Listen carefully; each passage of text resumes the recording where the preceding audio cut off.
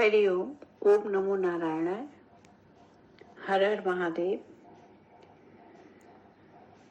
आध्यात्मिक ग्रुप जागरण में आप सभी का स्वागत, अभिनंदन है। यहाँ पर हम विगत प्रारंभ से ही शबरी और भगवान श्री राम के मिलन में नवधा भक्ति का वर्णन कर रहे हैं।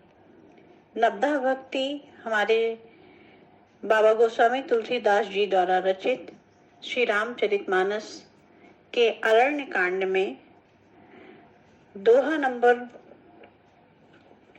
32 से और दोहा नंबर 36 तक वर्णन आया है। चूंकि दोहा नंबर 32 में पूर्व इसकी भूमिका है और दोहा नंबर 33 से इसकी प्रसंग का वर्णन प्रारंभ होता है। चूंकि हमें इस जानकारी के लिए श्री रामचरितमानस के लिए आह्वान किया था कि सभी आप लोग अपने अपने घरों में इसका पारायण अथवा इसके अध्ययन के लिए रख सकते हैं, क्योंकि ये एक विशेष प्रकार के आध्यात्मिक उन्नति, आध्यात्मिक प्रगति, आध्यात्मिक विकास के लिए ही ये श्री रामचरितमानस को लिया गया है, जिसमें सर्वप्रथम भक्ति का प्रसंग आता है। सर्वप्रथम भक्ति शबरी को दी गई है, क्योंकि वो भक्तिमय, भक्ति परायणाएं थी। फिर भी भगवान श्री राम ने उनको नवधा भक्ति के 9 प्रकार बताए कि भक्ति किस प्रकार की जानी चाहिए, भक्ति का क्या स्वरूप है, भक्ति क्या है, भक्ति कैसे हमारे अंदर उत्पन्न होती है, भक्ति का क्या प्रारूप है। ये सारी चीजें भगवान श्री राम ने शबरी को उपदेश किए और शबरी ने उपदेश को ग्रहण करते हुए ही अपनी योगाग्नि में अपने देह को भस्म किया और परम गति को प्राप्त हुई। ऐसा कथा महादेव स्वयं अपनी भार्या भगवत जननी पराम्बा ललिता राजराजेश्वरी भवानी को सुनाते हैं। और ये कथा शिव और पार्वती के मध्य में है। ये कथा न जाने कितने कितने लोगों के मध्य में है। तो हमने ये जो प्रसंग लिया है नवधा भक्ति, इस प्रसंग में हम बात करेंगे दोहा नंबर 32 से। दोहा नंबर 32 में अविरल भक्ति का कहा गया है। अविरल भगति मांगी वर गीध गयो हरिधाम, तेहि की क्रिया यथोचित निज कर कीनी प्रमाण, निज कर कीनी राम।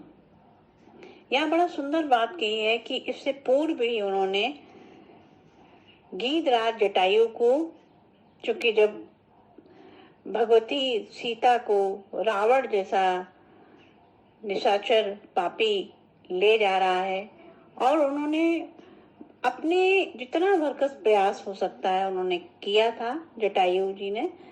इसके बाद रावण ने उनके पंख को काट करके अचेत अवस्था में वो जब पड़े हुए भगवान श्री राम के आने की ही प्रतीक्षा कर रहे थे, उसी समय भगवान राम ने जब उनको स्पर्श कर कर उनसे सारा हाल जाना और उनको वो भक्ति प्रदान की। अबुरल भगति मांगी बर, क्योंकि कहा गया कि जो गीध है, जो गिद्ध कहा गया है, बहुत ही निकृष्ट प्राणी है। निकृष्ट इस प्रकार से चूंकि वो मांसाहारी है और पक्षी में भी सबसे बीभत्स जिसको कह सकते हैं, जो घृणा करने योग्य होता है, उस का भक्षण करता है वो पक्षी, इसलिए इसको नीच जाति का कहा गया है।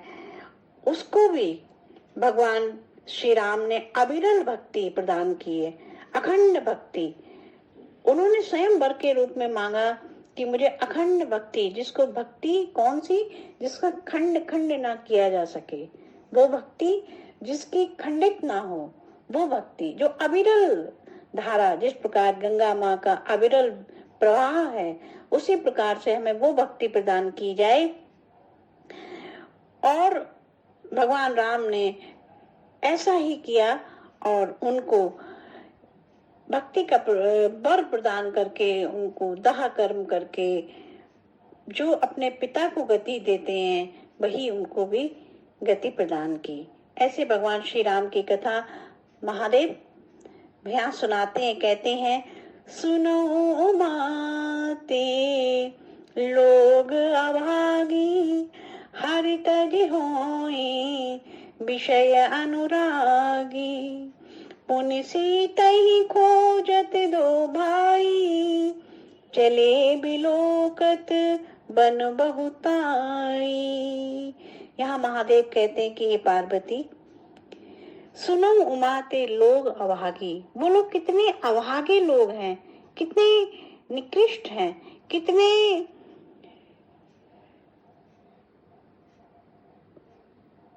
पापाचार ऐसे कह सकते हैं कि जो हरि तज होई विषय अनुरागी, जो परमात्मा परमा हरि को स्मरण नहीं करता है, उनको त्याग करके विषय में ही अपना मन लगाता है। क्योंकि मन जो है हमारा विषय ढूंढता है। तो विषय कोई भी हो सकता है। हमारे 5 विषय बताए हैं, रूप रस गंध स्पर्श और शब्द, ये हमारे 5 विषय, इनको मन ढूंढता है। तो कहा कि ये जो विषय के अनुराग में ही हरि का त्याग होता है। पुण्य सीते, यहाँ पर सीता माँ को खोजने के लिए दोनों भाई जब चलते हैं, बिलोकत बन बहुताई, वो जो अरण्य वन जहाँ पर रावण लेके गया था लंका के, वहां पर वो खोज करता है। और यहीं पर खोज करते करते शबरी माँ का द्वार पर पहुंचते हैं। और शबरी के द्वार पर पहुंच करके बड़ा सुंदर आनंद आता है, बड़ी सुंदर चौपाई है। शबरी देखी राम गृह आए, मुनि के बचन समझिए भाई, ताही दे गति राम उदारा, शबरी के आश्रम पगुधारा, शबरी देखी राम गृह आए, मुनि के बचन समझिए भाई। यहाँ पर श्री उदार जो परमात्मा हरि श्री नारायण भगवान शबरी के आश्रम में आते हैं। और शबरी भगवान को आते हुए, चूंकि वो 85 वर्ष से अपने गुरु के वचनों को याद करके उस आश्रम में वास करते। जब गुरु देव उनके देह का त्याग कर रहे थे, उसी समय शबरी ने कहा कि हे भगवान, मैंने आपकी सेवा की, मैं आपकी शिष्या हूँ, मैं आपकी बेटी स्वरूपा हूँ। आप जा रहे इस धाम को छोड़ करके मुझे भी अपने साथ ले चलिए। मैं यहाँ क्या करूँगी इस संसार में? ये संसार तो मुझे जीने ही नहीं देता है। ये संसार तो इतना कुटिल है, कामी है, जो निरंतर हमारी उन सब चीजों को देख करके, हमारी नारी स्त्रीत्व को देख करके, या अथवा हमारी कुरूपता को देख करके, हमारी निर्बलता को देख करके वो हम पर प्रहार करता है। अपने मनों से, अपने भावों से, अपने प्रहारों से वो मुझे, मेरी संवेदनाओं को प्रहार करता। मैं इस संसार में क्या करूंगी? इसलिए मुझे आप अपने साथ ले चलिए। तो कहा मतंग ऋषि ने, हे शबरी, मैं तुझ जैसी शिष्या को, तुझ जैसी बेटी को पाकर धन्य हूँ। मैं बहुत धन्य हूँ, क्योंकि मैंने तो इन आंखों से दर्शन नहीं कर पाई, लेकिन तुम्हें मैं ये वरदान देता हूँ, तुम्हें आशीर्वाद देता हूँ कि इसी कुटिया में, इसी आश्रम में भगवान श्री राम तुम्हें दर्शन देने आएंगे। और जब तुम्हें दर्शन देंगे तो समझो मुझे ही दर्शन हो गए हैं।